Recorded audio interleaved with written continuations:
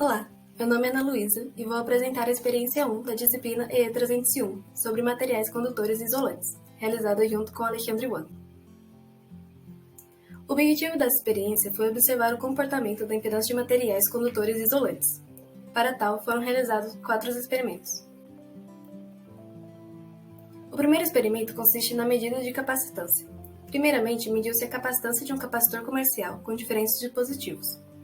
A seguir, foi montado um capacitor utilizando-se 2 placas de madeira, 2 placas com camadas condutoras e uma folha de um dos 3 materiais elétricos disponibilizados.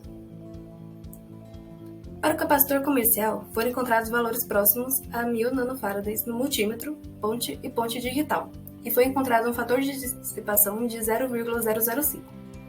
Para o capacitor montado, foi calculada a área das placas, para que, junto com as medidas de capacitância, a gente pudesse encontrar o valor da constante dielétrica do material a partir da fórmula mostrada. Foi também levada em consideração a altura de cada material, de modo a determinar a distância entre as placas.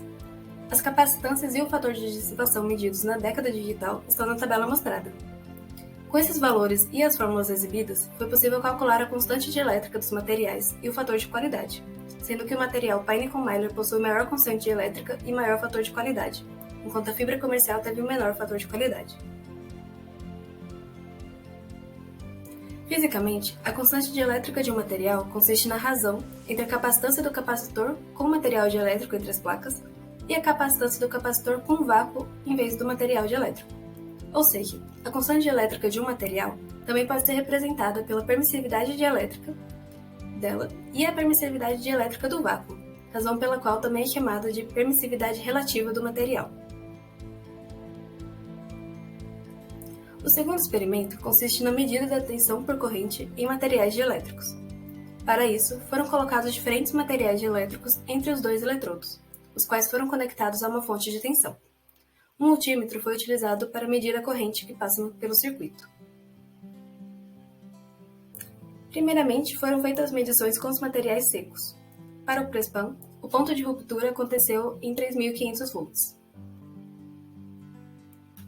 Já com o material Pine-Con-Myler, não foi possível alcançar o ponto de ruptura, o que pode ser explicado pelo fato de este material possuir um menor fator de dissipação entre os 3 utilizados, como foi calculado no experimento anterior. Enquanto isso, a fibra comercial teve um menor ponto de ruptura dentre os 3 materiais secos, em 2.600 volts. Isso está de acordo com o fato de a fibra comercial ter tido um maior fator de dissipação, como calculado no último experimento. Quando o Prespan foi molhado antes de ser colocado entre os eletrodos, foi observada uma queda no valor da tensão na qual ocorre ponto de ruptura dielétrica, no caso em 200 volts. Portanto, a água da torneira diminui a resistência à corrente elétrica, o que facilitou a ruptura. O material Pine-Con-Myler molhado alcançou a ruptura dielétrica em 7.000 volts, se mantendo como um material com menor dissipação. A fibra comercial foi a que teve menor queda da tensão necessária para a ruptura, o que pode ter ocorrido por conta da água ter secado no ponto conectado aos eletrodos. Concluindo, os materiais dielétricos impedem ou dificultam a passagem de corrente. Mas no experimento, quando colocamos um dielétrico entre os eletrodos e aplicamos uma tensão altíssima em um deles, esses materiais foram submetidos a energia suficiente para causar uma ruptura. Depois da ruptura, o material dielétrico adquire características de condutor e permite a passagem de corrente elétrica. Como aplicamos tensões acima do limite do multímetro, não seria possível medir a tensão com esse dispositivo. Mas caso fosse possível aguentar uma tensão desse nível, conectaríamos o multímetro em paralelo com os 2 eletrodos. No terceiro experimento, obtemos a relação tensão e corrente de um resistor fornecido, uma lâmpada com bulbo, uma lâmpada imersa em óleo e uma resistência de chuveiro, aumentando-se a tensão fornecida e anotando as medidas de tensão e corrente nos multímetros. Primeiramente, observamos que a relação tensão e corrente da lâmpada com bulbo não aparenta ser linear, ou seja, não se trata de um resistor ômico, o que pode ser explicado pelo fato de ser uma lâmpada incandescente, em que o aumento da temperatura gera variação da resistência. Na lâmpada sem bulbo imersa em óleo, também observa-se uma variação não linear. Já na resistência de chuveiro, obteve-se resultados próximos a de um resistor ôhmico ideal, o que pode ser observado pela relação aparentemente linear entre tensão e corrente. E como esperado, no resistor de potência fornecida, também houve a verificação da característica ôhmica na relação entre a tensão e a corrente.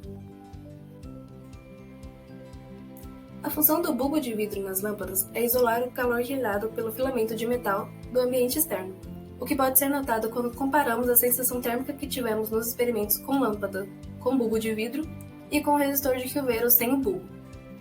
O óleo também funciona como um isolante térmico e poderia ser substituído mais efetivamente por um líquido não inflamável, uma vez que, com altas tensões, observou-se o surgimento de bolhas e faíscas. Para os experimentos da lâmpada com óleo e sem óleo, o resultado não condiz com a lei de Ohm por causa do aumento da temperatura no resistor, o que influencia sua resistência. Já no experimento com resistor de chuveiro, a relação entre tensão e corrente se aproxima mais da lei de Ohm, o que indica a menor influência da temperatura na resistência. A condução da corrente elétrica se dá pela movimentação dos elétrons livres presentes nos átomos do material condutor. Quando ocorre o aumento da temperatura, aumenta-se o grau de agitação dos núcleos dos átomos, o que dificulta a movimentação dos elétrons e, consequentemente, aumenta a resistência do material. No último experimento, medimos a resistividade da água potável.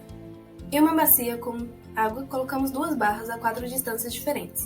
Aplicamos 4 valores de tensão e medimos a corrente e a tensão de saída. A partir disso, foi possível calcular a resistência encontrada entre as duas barras e, assim, calcular a resistividade da água. Para cada distância, a partir da primeira lei de Ohm, calculou-se a resistência para cada corrente e tensão medidas, e em seguida foi pego a média aritmética das resistências, a qual foi utilizada na fórmula da segunda lei de Ohm para encontrar a resistividade, cujos valores para cada distância estão no gráfico mostrado. Observou-se que, quanto maior a distância entre as barras, menor foi o resultado da resistividade calculado. Isso se deve, pois quanto maior a distância entre as barras, maior a influência de fatores externos que podem influenciar no experimento, e dificulta-se a passagem da corrente. Dessa forma, o valor mais confiável seria o encontrado na menor distância, no caso de 5 cm. Obrigada pela atenção!